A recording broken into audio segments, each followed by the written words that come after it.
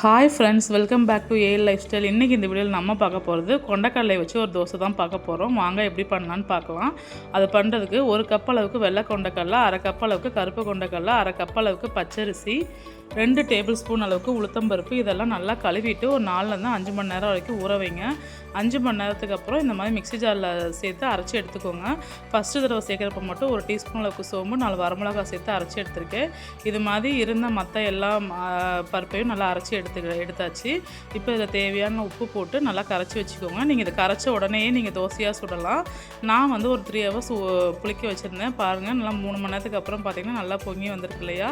இது 3 மணி நேரத்துலேயே பொங்கிடும். ரொம்ப நேரம் பொங்கணும்னு அவசியம் இல்லை. இப்போ இதை நம்ம தோசையாக வார்த்து எடுத்துக்கலாம்.